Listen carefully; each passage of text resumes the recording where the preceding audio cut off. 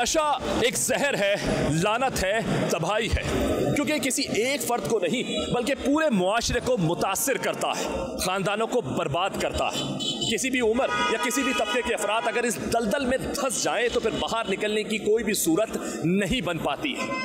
और पाकिस्तान में नौजवान नस्ल बड़ी तेजी से इस खतरनाक रास्ते की तरफ गामजन हो रही है, और उसकी वजह यह है कि नशा आसानी से मिल जाता है।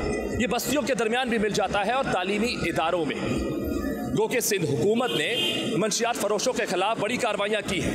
एंटी नारकोटिक्स फोर्स भी अपनी भरपूर कार्रवाइयाँ कर रही है, लेकिन उसके बावजूद नशा ख़त्म नहीं हो रहा बल्कि बढ़ता ही चला जा रहा है, जिसकी गवाही है शहर में जगह जगह बैठे हुए ये नशावर अफराद। आज के प्रोग्राम में हम बात करेंगे इनसे भी, आवाम से भी और हुक्काम से भी। मंशियात का फैलाव एक संगीन मसला है जो दिन ब दिन पेचीदा शक्ल इख्तियार करता जा रहा है और मंशियात के आदी अफराद में इजाफा होता जा रहा है। 2024 की एक रिपोर्ट में बताया गया है कि मुल्क में मंशियात के आदी अफराद की तादाद 76 लाख तक पहुँच चुकी है, जिनमें 78% मर्द और 22% खवातीन शामिल हैं। इनमें कमोबेश 30 लाख तलबा तालबात हैं। एंटी नारकोटिक फोर्स ने हाल में एक बड़ी कार्रवाई करते हुए करोड़ों रुपए की मंशियात बरामद की है, जबकि इलाकाई सतह पर हुकूमत सिंध के excise and anti narcotics department ने गुज़िश्ता एक साल में मंशियात के खिलाफ भरपूर कार्रवाइयाँ की हैं, जिनमें कई बदनाम जमाना मंशियात फरोश वासिले जहन्नुम भी किए गए। कराची में जिला मलीर में मंशियात फरोशों के खिलाफ कार्रवाइयों की तफसील गवाह है कि मंशियात का फैलाव किस हद तक बढ़ चुका है। 60% स्ट्रीट क्राइम्स का ताल्लुक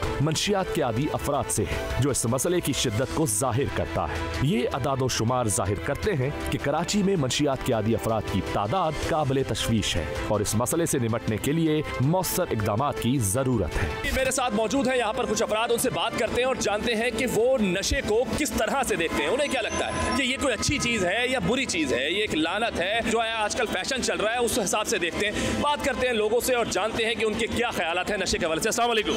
जी सर, नशा ऐसी चीज़ है कि हर ख़ानदान को बर्बाद करता है, क्योंकि ये सबसे बड़ी मजबूरी ये है कि कारोबार नहीं है। कारोबार से बेरोज़गार हो गए जवान लड़के जो हैं आजकल नशे पे उतरे हुए हैं। तो आपको ऐसा लगता है कि बेरोजगारी की वजह जो है वो नशे की तरफ चले आते हैं? क्राइम क्यों बढ़ता है? क्राइम इसी बेरोजगारी की वजह से बढ़ रहा है। मेरे जैसा एक गरीब बंदा जिसके 10 बच्चे खाने वाले हैं, सही है, कमाने वाला मैं एक हूँ, 10 अफराद खाने वाले। अगर मुझे रोजगार नहीं मिलेगा तो मैं क्या करूँगा? लाजमी कोई बुरा रखता अख्तियार करूँगा।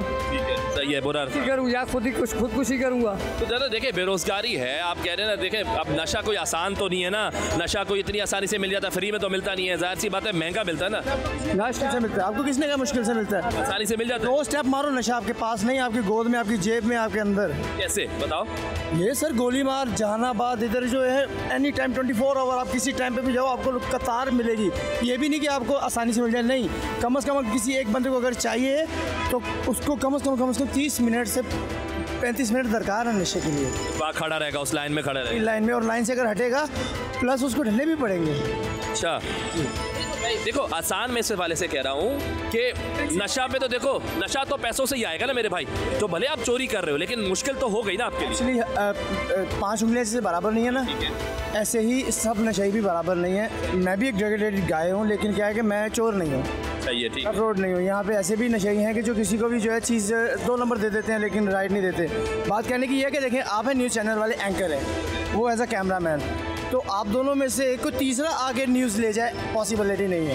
मैंने अपनी नानी से सुना था, एक्चुअली मेरी सियालकोट रंधावा गांव में परवरिश हुई है, मेरी वालदा पंजाबी है, तो वो कहती थी कि गल कहती मेरे मुँह काट, मैं तेन पिंडों काटनी है, ठीक है, सही है। तो मैं अगर नेचुरल बात करूँगा तो शायद हो सकता है कि यहाँ पे ऐसा नशाई नहीं, मैं ऐसा डेड पीस पड़ा हुआ हूँ, यकीन माने।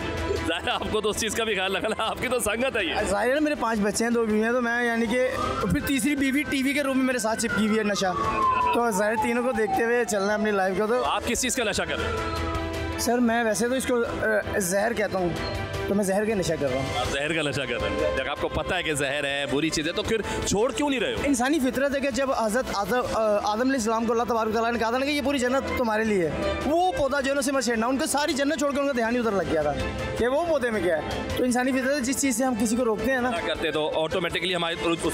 और कुछ ऐसा कि जैसे ब्लड प्रेशर, डिप्रेशन, ये फालेज, अटैक, ऐसे ये मर्ज़ है ना, ये नशा भी एक मर्ज़ है। इसको नशा जो लोग कहते हैं ये उनके हद तक है। जैसे पान में 7 तंबाकू तम्बाकू डलते हैं सिगरेट में एक। सिगरेट बदनाम है, 7 तम्बाकू बदनाम नहीं है। तो आप इस चीज़ को कैसे देखते हैं दादा? हम लोगों से देखा तो जाता नहीं है, ना हम लोग इनको भगा सकते हैं। अच्छा, दूसरी बात ये, इन लोगों की वजह से हमारे काम भी नहीं आते। बहुत से लोग देखते हैं यार इधर मनुष्यात पे लोग बैठे हुए, अब इनको हम रोज़ी के लिए लेके जाएं, ये रोज़ी के लिए आए, ऐसा नहीं हमारे घर से कोई चीज़ गायब हो जाए।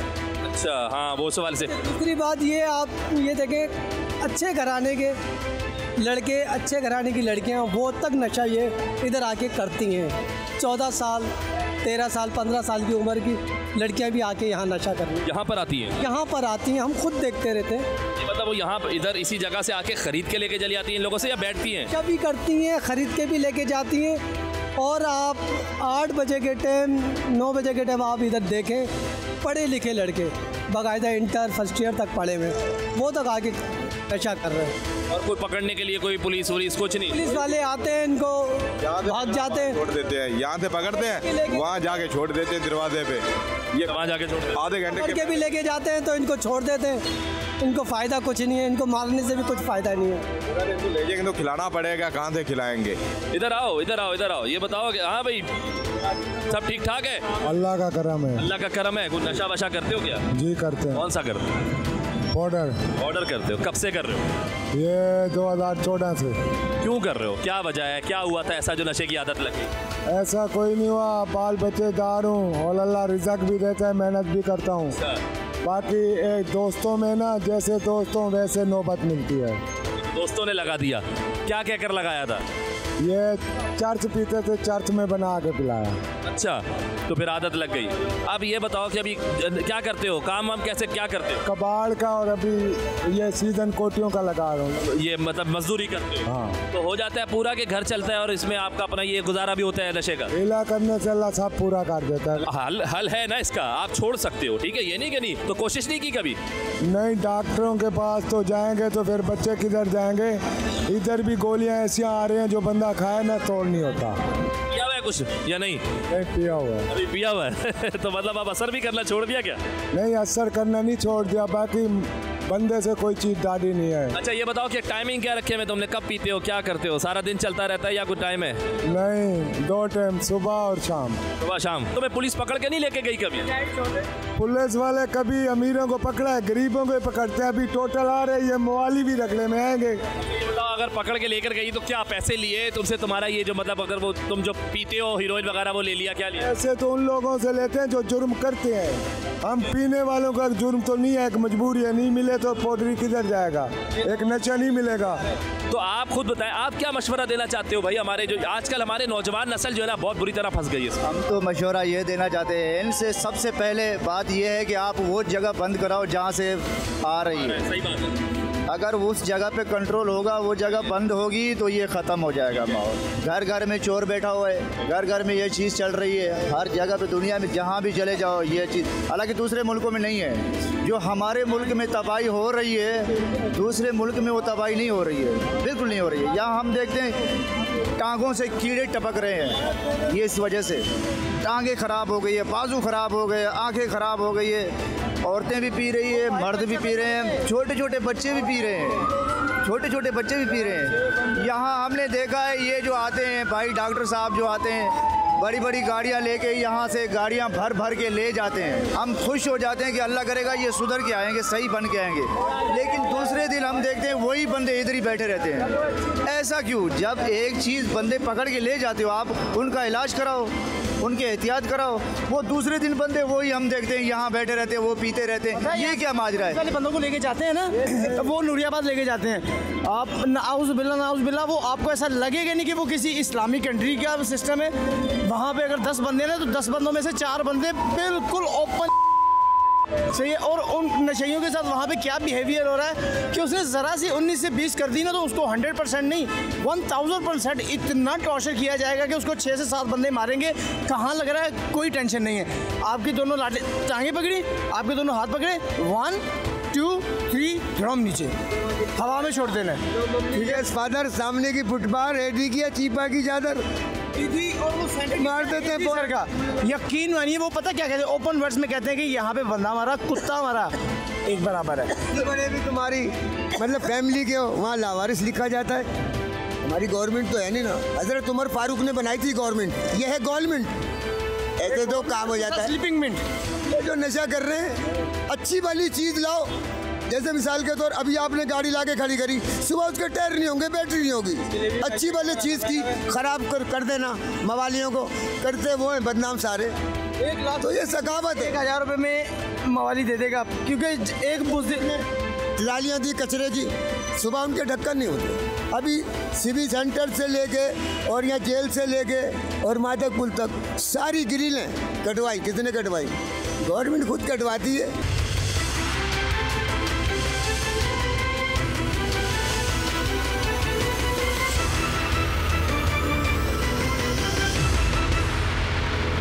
ये बताओ, नशा वशा करते हो क्या? हाँ भाई, ये नशा यही इसका और शीशे का। अच्छा, कब से कर रहे हो? ये 8-9 साल हो रहे भाई। क्या मिला इन 8-9 सालों में? कुछ भी नहीं मिला, सब चले गया जो होता है। क्या था पहले आपके पास? नौकरी करते थे? क्या करते थे? काम करता था दर्जी का।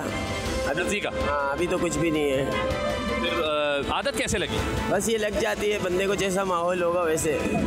मतलब कोई परेशानी हो गई थी, कोई मतलब ऐसी मजबूरी हो गई थी कि दिमाग एक तरफ इस तरफ चला गया, या दोस्त यारों की वजह से लग गया? दोस्त यारों की वजह से ही लग जी है, बस समझो। उसके बाद अब जो है अब इससे जान छुड़वाने का कुछ सोचते हो या नहीं? हाँ, क्यों नहीं। मतलब आपको लगता है कि अपने आप उस तरफ जा रहे हो आहिस्ता आहिस्ता कि आपकी जान छूटे? जो यही नशे की तरफ ही जा रहे हैं। और जो है किस तरह पूरा करते हो अपने नशे के अखराजात? यही भाई, जो सच बात है, आपसे क्या झूठ बोले। 1000 वाली थैली लाते हैं, इसी से पीते हैं। कोई आता है 50-100 का, उसको दम लगवाते हैं। 1000-1200-1500 ऊपर ही बन जाते, शुक्र है। अगर गवर्नमेंट या कोई नहीं छीने ना तो 1000-1500 बन जाते, उसी का वापसी आके नशा लाते, वापसी आके करते। हाँ, अगर कोई तोड़ दे तो वो अलग बात है। फिर कोई छीनने वाले से मुराद आपका जो गवर्नमेंट का आप जो बात कर रहे हो, मतलब पुलिस वगैरह वाले की बात कर रहे हो? जिन सुबह आते एक टाइम ले जाते हैं, शाम के। सच बात बता रहा हूँ। गवर्नमेंट बोल रहे हो? हाँ, वही ना, पुलिस वाले। गवर्नमेंट वाले हैं या खुदा ना खास्ता कोई और है? पुलिस वाले आते हैं, दूसरे पोर्ट रही है। अच्छा, वो लोग छीन के ले जाते हैं, तो आप लोग उनके हम कैसे नाम लेवे? आप बताओ, हम पागल तो नहीं है? आपको कैसे आदत लगी? मेरे को कैसे लगी? जैसे ये मेरा दोस्त है। दोस्त ने जब आदत लगवाई तो क्या कहकर आदत लगवाई? ऐसा क्या था जो पहली बार ट्राई किया? क्या बोला था? क्या बोला? मजा, लेकिन ये नहीं बोला तोड़ में सजा। अच्छा, मतलब आपने जो है ना वो मतलब वो लग गए, वो तोड़ पड़ गया उसको। फिर बाद में उससे पूछे कि आधा बताया, बोला तू जल्दी में था ना। आपने कुछ सोचा है कि जान छुड़वाने का कोई प्लान है या नहीं? हल्का कर दूं, बिल्कुल अभी कर ही ना हूँ मैं, बिल्कुल नॉर्मल। आप देख रहे हो तो इस चीज़ को समझ रहे हो कि ये बुरी चीज़ है, ये आप लोगों की भी ज़िंदगियाँ बर्बाद हो रही हैं। फिर आगे आप किसी और को तो नहीं लगा रहे अब अपनी तरफ से कि यार चलो ये भी दोस्त है, इसको ले? यहाँ पे आप किसी से भी पूछ लेंगे, यहाँ पे बच्चा है या बड़ा है, देखो जिसको कमाने की है ना, अब मुझे कोई कमाने की नहीं है ना किसी, या कोई भी आता है बच्चा हम लोग भगा देते हैं, लेकिन दूसरे जो तुरम खाने वो बोलते बिठाओ पिलाओ, तो हम क्या बोल सकते हैं? अच्छा, लोग यहाँ पे ये कर रहे हैं। बाकी अब इससे जितनी कोशिश होती है आप किसी से पूछ लो, नया कोई बंदा आता हम पहले तो उसको समझाते हैं, बाकी उसके पाँव तो हम पकड़ नहीं सकते।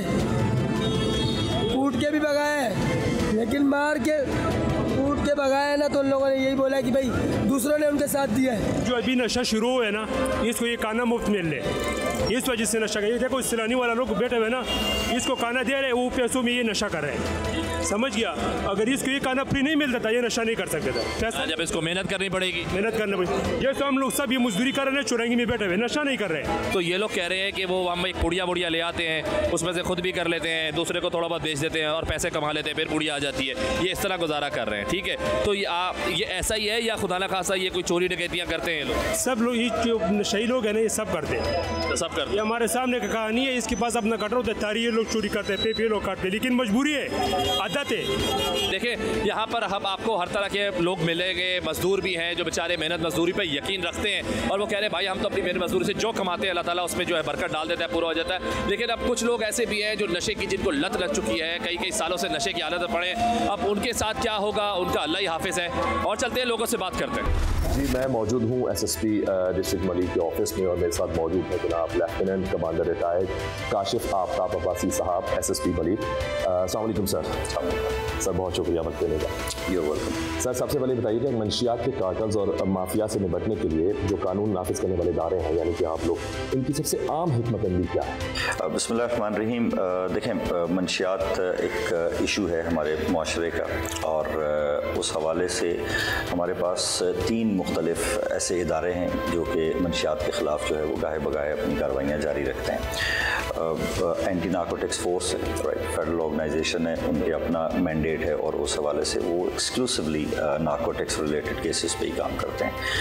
इसी तरह से प्रोविंशियल एक ऑर्गेनाइजेशन है, एक्साइज का डिपार्टमेंट है, उसमें नार्कोटिक्स का एक पूरा विंग है जो कि सिर्फ और सिर्फ जो है वो एक्सक्लूसिवली नार्कोटिक्स रिलेटेड जो फंक्शंस है उनको परफॉर्म करते हैं। And third organisation is the police, और police definitely you know that हमारे जो हैं वो पाकिस्तान पीनल कोड के हवाले से और बहुत ज़्यादा एक हमारे पास क्राइम से रिलेटेड मैंडेट है, और उसी मैंडेट में जो है वो पुलिस के पास पावर्स हैं और मंशियात के हवाले से कॉग्निजेंस लेने की भी, और उसी बेसिकली लीगल एम्बिट में रहते हुए पुलिस अपनी कार्रवाइयाँ जो है वो जारी रखती है। और हमारे पास डिस्ट्रिक्ट मलीर के अंदर जो है वो कुछ ऐसे पॉकेट्स हैं जहाँ पे हमें इस तरह की शिकायत जो है वो मौसूल होती रहती हैं कि वहाँ पे कुछ तरह के कार्टेल्स हैं या इस तरह के माफियाज हैं जो कि काम कर रहे हैं, और पुलिस बेसिकली हर वक्त ही इस तरह की कार्रवाइयों में इंगेज रहती है। कभी कभार हमें कोई अच्छी बड़ी कामयाबियाँ भी होती हैं, कभी कोई छोटी कामयाबियाँ होती हैं, और कभी बाज़ नहीं भी होती। अच्छा सर, ये बताइएगा इस बात में कितनी सच्चाई है कि जो ड्रग माफिया है ये हुकूमत से ज़्यादा जो है वो ताकतवर है? नहीं, देखें, हुकूमत से या स्टेट से ज़्यादा ताकतवर तो कोई भी नहीं होता, ठीक है, लेकिन जाहिर सी बात है हर डिपार्टमेंट की, हर विंग की और उसकी एक अपनी कैपेसिटी है, यू नो, और उस कैपेसिटी में रहते हुए मतलब कार्रवाइयाँ भी होती हैं, लोग गिरफ़्तार भी होते हैं, फिर अदालतों के सामने पेश भी होते हैं, सज़ाएँ भी होती हैं, नहीं भी होती। तो बेसिकली ये पूरा एक सिस्टम है वो चलता रहता है, और इसमें सिर्फ जो मुझे समझ में आती है बात वो ये कि since it happens to be a profitable trade, ठीक है, तो लोग अगर गिरफ्तार हो जाते हैं फिर ज़मानत पे आ जाते हैं, तो ऐसा नहीं है, कोई करेक्शन फैसिलिटी उस तरह की नहीं है कि वो रिहैब हो जाएं या उसके बाद अपने बिजनेसेस को चेंज कर लें। अगर उन ज़िंदगी में और कोई काम किया ही नहीं है सिवाय मंशियात फरोशी के, तो वो अंदर होंगे तो अंदर रहेंगे, बाहर आएंगे तो फिर वो दोबारा से उन्हीं चीज़ों के अंदर इन्वॉल्व हो जाते हैं।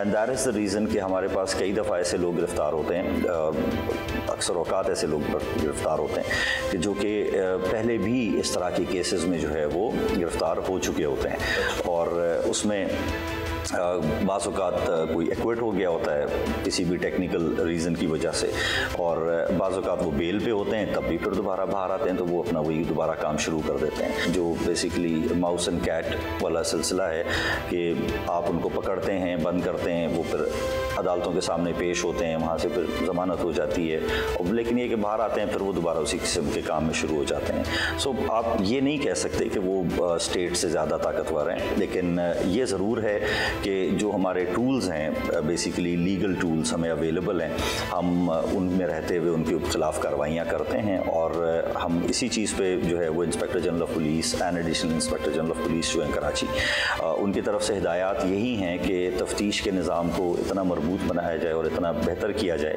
कि जो को टेक्निकलिटीज़ की वजह से उनको बेल्स मिलती हैं वो इतनी आसानी से ना मिल सके। मैं एक चीज़ ज़रूर यहाँ पे ये ऐड करना चाहूँगा कि जितने भी इदारे हैं जो कि काम करते हैं मंशियात फरोशों के ख़िलाफ़, अब वो that is one side of it, like for example तीनों के तीनों जो है वो सप्लाई साइड को बेसिकली उन चेन्स को ब्रेक करते हैं, ठीक है ना।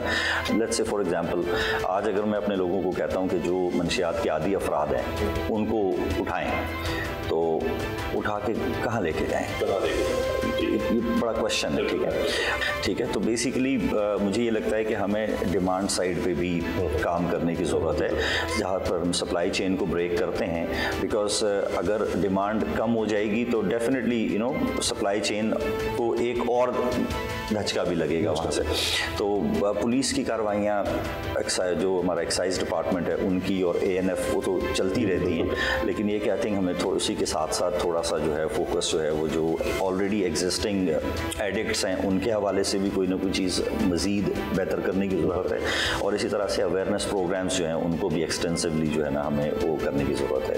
ये बताइए कि कौन सा एज ग्रुप है आपको जो लगता है स्पेशली यूथ है, ये क्या है कि जो बहुत ज़्यादा एडिक्ट होता जा रहा है और क्या वजूहात है इसकी? देखिए आजकल जो एक नया ट्रेंड है वो तो सिंथेटिक ड्रग्स का है, विच इज़ वेरी डेंजरस बहुत ज़्यादा, और उसमें हमें इस तरह भी कुछ केसेस जो हैं वो सामने आए हैं कि जिनके अंदर स्टूडेंट्स जो हैं वो सिंथेटिक ड्रग्स के इस्तेमाल में maybe because of you know the attentive period और the extended periods of studies that are required, competitiveness ज़्यादा हो गई है, तो उसकी वजह से वो somehow they are getting into you know synthetic drugs, और उसी वजह से आपने देखा होगा कि रॉबरी रेजिस्टेंस या जो उसके ऊपर जो है वो इंजरी के भी केसेस हो रहे हैं और रॉबरी रेजिस्टेंस में मर्डर केसेस भी हो रहे हैं। उसकी भी एक बुनियादी वजह ये है कि उनके जो अफराद हैं, ये वाले जो स्ट्रीट क्रिमिनल्स हैं, वो because they happen to be under the influence of those drugs, और जैसे ही उनको लगता है कि एक तरह से कि शायद उनको ख़तरा है तो वो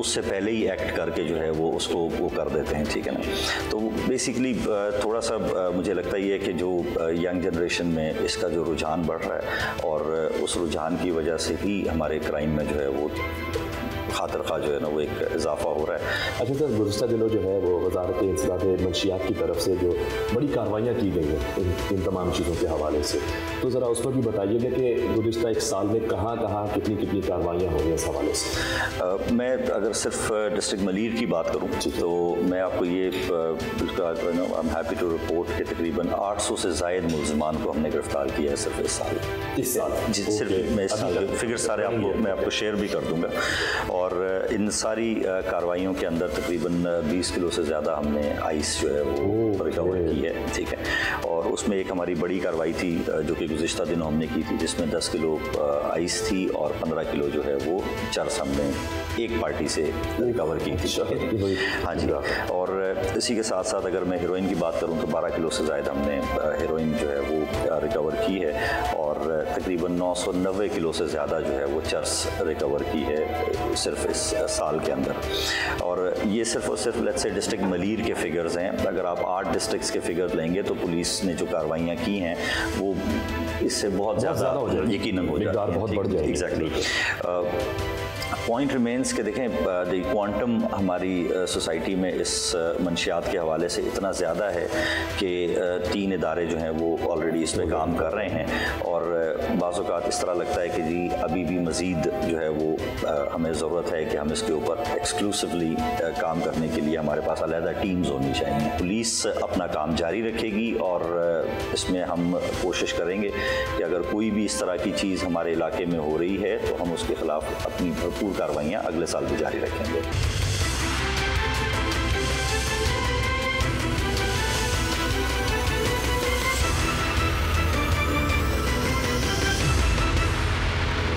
मैं मौजूद हूँ दुआ हाउस में, जो कि ड्रग्स रिहैबिलिटेशन सेंटर है, और इस वक्त मुझे ये बताते हुए बड़ी खुशी महसूस हो रही है कि मेरे साथ जो भाई यहाँ मौजूद हैं, मैं अब उनसे बात भी करूँगा। माशाल्लाह वो कुछ अरसे पहले जो है वो यहाँ पर एज पेशेंट जो है वो एडमिट थे, उनके ट्रीटमेंट चल रहा था क्योंकि वो जो है मंशियात के आदी हो चुके थे। आइए उनसे बात करते हैं, जानते हैं कि कैसी रही उनकी ये जर्नी जिसमें उनका ट्रीटमेंट हो रहा था और कैसे वो इस नशे की जो है वो तबाही में, इस लानत में जो पड़ गए थे। उनसे बात करते हैं। अस्सलाम वालेकुम। वालेकुम सलाम। सर ये बताएं कि कैसे हो गया था, किस तरह जो है आप जो है जाके इस बुराई में, इस दलदल में फंस गए थे, और कितने साल पुरानी बात है? सर मुझे यहाँ पर 27 साल हुए हैं छोड़े हुए।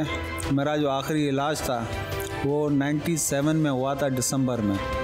उससे पहले की जो जर्नी थी मैं पढ़ता था, वहाँ पर मेरे मोहल्ले, गली मोहल्ले में चरस हो गई, शराब हो गई, वो बड़ी आम होती थी। जब मैं हाई डोजेस पे गया जिसमें शराब भी थी, भंग भी थी और पिल्स भी थी इसमें, और उसके बाद फिर हेरोइन से हेलो आए हुई तो फिर हेरोइन में फंस गए। तो मैंने कई दफ़ा नशा छोड़ने की कोशिशें भी की खुद से, लेकिन छोड़ नहीं पाया। एक छोड़ता था फिर दूसरे में, और मेरे कई इलाज भी हुए हैं इस हवाले से। मोर देन 52 ट्रीटमेंट्स हैं मेरे, छोटे बड़े। भाई मैं आपसे जानना चाहूँगा कि आप जो हैं वो किस तरीके से, मतलब कैसे इस उसमें आ गए, आदत पड़ गई, और फिर सबसे बड़ी बात ये बताइए कि नशावर जो चीज़ें थी वो मिलती कैसे थी, मतलब उन तक रसाई कैसे होती थी? देखें, इस तरह जो शुरुआत हमारी हुई थी वो इस तरीके से हुई थी कि जो दोस्त यार थे, कुछ लोग इसमें गैदरिंग में हमारी सोहबत का असर हुआ, तो ऐसे लोग मिल गए स्कूल्स के अंदर कि जो इस नशे के इस्तेमाल करते थे। तो उनको देखा देखी, और उस टाइम पे ये भी एक फ़ैशन होता था कि मतलब कोई कूल लग रहे हैं बहुत ज़्यादा इन चीज़ों में, फ़ैशन समझ के। तो इन चीज़ों की वजह से जो इसके अंदर दाखिल हो गए, इन चीज़ों के अंदर। तो आपका जो ट्रीटमेंट है वो कितना अरसा चला? मेरा ट्रीटमेंट जो चला है वो पूरा 1 साल चला है पूरा। जो आपकी फैमिली है ओन करती है प्रॉपर्टी? जी अल्हम्दुलिल्लाह, अब जो है किसी चीज़ की प्रॉब्लम नहीं होती, और बड़े अच्छी ज़िंदगी, जो नॉर्मल ज़िंदगी है लोगों के साथ है। फ्रेंड सर्कल अब वो वाला तो नहीं है? नहीं, अब वो वाला फ्रेंड सर्कल नहीं है, बिल्कुल न्यू है सारी चीज़ें। तो जैसे न्यू लाइफ थी तो न्यू सारी चीज़ें उसी तरह। अब मज़ा आ रहा है और अल्लाह का शुक्र है, सुकून है, अब सारी चीज़ें। जी हमारे साथ एक और भाई मौजूद हैं। कैसे शुरुआत हुई नशे के हवाले से, और कौन सा नशा करते थे आप? मैं इंजेक्शन का नशा किया करता था, और मुझे बीमारी थी एक, तकरीबन बचपन से ही थी, पैंक्रियाटाइटिस की। मुझे इस जगह पर पेन होता था, और वो पेन ऐसा शदीद होता था कि बाकायदा फैमिली मेरी तकलीफ़ को देखते हुए ना वो कहती थी कि भाई इसको एडमिट करवा लो। मैंने तहकीक की तो पता चला भाई ये लोग कोई इंजेक्शन लगाते हैं। ठीक है। इससे जो है ना ये बिल्कुल जो है ना वो जिस शिद्दत का दर्द होता है वो 5 मिनट 2 या 3 मिनट के अंदर बिल्कुल रिलीफ मिल जाता था मुझे। मैंने उसका नाम मालूम कर लिया। मैंने क्या किया कि वो लेकर और इंजेक्शन खुद ही लगा लिया। 2 या 3 मिनट में तो मेरे को बिल्कुल दर्द ख़त्म, और मैं बड़ा पुरसुकून होकर सोया। उसके बाद फिर मैंने जब ये देखा, वो मैंने ला के घर में ज़्यादा से रख लिया, और खुद ही जो है ना वो एक एक करके एक लगाता था दिन में, और सारा दिन अपने तमाम वर्किंग काम ये सब करता था। तो घर वाले इस बीच में ये चीज़ नोट नहीं कर रहे थे कि यार अब ये बंदा शिकायत नहीं कर रहा कि दर्द की या हॉस्पिटल जाने की बात नहीं हो रही है? उन्हें बिल्कुल इस चीज़ का वो नहीं हो रहा था। मैंने खुद उनको बताया, मैंने बोला भाईजान मैं तो ऐसे जो है ना वो इसमें फंस गया, मेरे से नहीं छूट रही। डॉक्टर साहब उनके दोस्त थे डॉक्टर आमिर, वो मेरे को उनके पास ले गया। मैं फिर एडमिट हो गया। एडमिट होने के बाद भी तकरीबन 3 दफ़ा मुझे इलाज लेना पड़ा कि एडमिट में होता था। कभी 22 दिन बाद, मुझे अभी अच्छी तरह याद है, पहला रिलैप्स दोबारा मेरा 22 दिन बाद था। जी मैं मौजूद हूँ दुआ हाउस में, जो ड्रग्स रिहैबिलिटेशन सेंटर है, और मेरे साथ मौजूद हैं डॉक्टर आमिर हफीज़ साहब, जो कि एडिक्शन साइकाइट्रिस्ट हैं। उनसे कुछ सवालात करेंगे इस हवाले से कि जो मंशियात इस कदर आम जो हमारे मुआशरे में होती जा रही है, और जो नौजवान नस्ल जो है इस दलदल में फंसती जा रही है, अब इन तमाम चीज़ों को वो कैसे देखते हैं, उनके क्या फ्यूचर प्लान है, क्योंकि यहाँ उनके पास बहुत सारे पेशेंट्स आए हैं जो अब ठीक भी हो चुके हैं, और अभी भी बहुत सारे पेशेंट्स मौजूद हैं जो इस प्रोसेस में हैं, और इंशाल्लाह वो भी बहुत जल्द ठीक हो जाएंगे। सारी गुफ्तगू डॉक्टर साहब से करते हैं, और इनके जो इन सवालात के जो है वो जवाब उनसे हासिल करते हैं। अस्सलाम वालेकुम डॉक्टर साहब, बहुत शुक्रिया आपका टाइम देने का सर।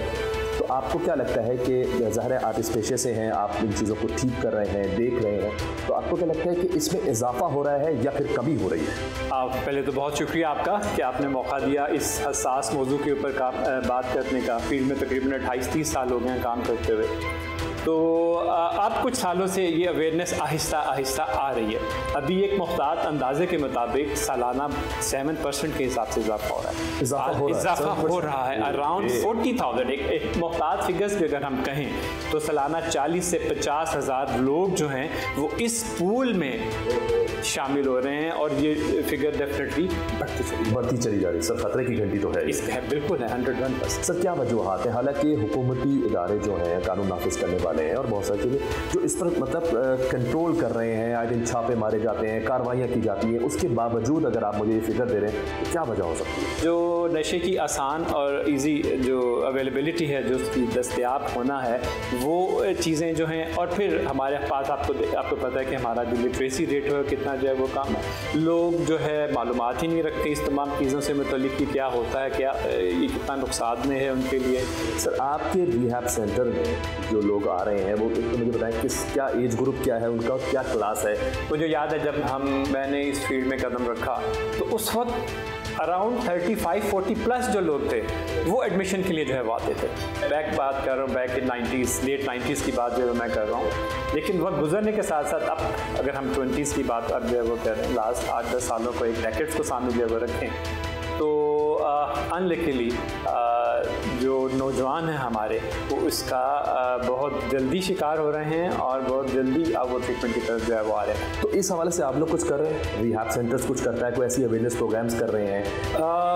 या आप बात करें प्रिवेंशन की, ऐसी फैमिली जिसमें ड्रग यूज़ मौजूद है अगर वो बहुत बड़ा रिस्क है, ऐसी फैमिली जिसमें अब्यूज़ मौजूद है, जिसमें कोई ट्रॉमा की हिस्ट्री है, जिसमें जो साइकेट्रिक इलनेसेस मौजूद हैं, वो फैमिलीज़ के अंदर बच्चों में जो होता है फिर नशे की तरफ जाने का रुझान बढ़ जाता है। तो उसमें जो काउंसलिंग का एलिमेंट है वो उसमें हमें शामिल होता है। इस चीज़ को हमने यहाँ से स्टार्ट जो है वो किया हुआ है, क्योंकि जो लोग अल्टीमेटली लीड करते हैं आगे ड्रग्स की तरफ, उनके टिपिकल बिहेवियर होते हैं, वो बड़े इम्पल्सिव होते हैं, बड़ी बच्चे इम्पेशेंट होते हैं और एंड टाइम्स उसके बिहेवियर्स बड़े ऑड जो है वो होते हैं। समटाइम्स चाइल्डहुड की जो साइकेट्रिक डिसऑर्डर्स हैं, न्यूरो डेवलपमेंटल डिसऑर्डर्स हैं बच्चों की, अगर वो प्रॉपरली हम आइडेंटिफाई ना कर पाएँ तो अल्टीमेटली उनके अंदर 50-60% इवन मोर देन प्रेवलेंस है कि वो ड्रग यूज़ की तरफ जा सकते हैं। तो अगर उस एज पर अगर हमने इन चीज़ों को आइडेंटिफाई करना है और इन चीज़ों को आइडेंटिफाई करते हुए फिर हमने उनको उसकी ट्रीटमेंट देनी है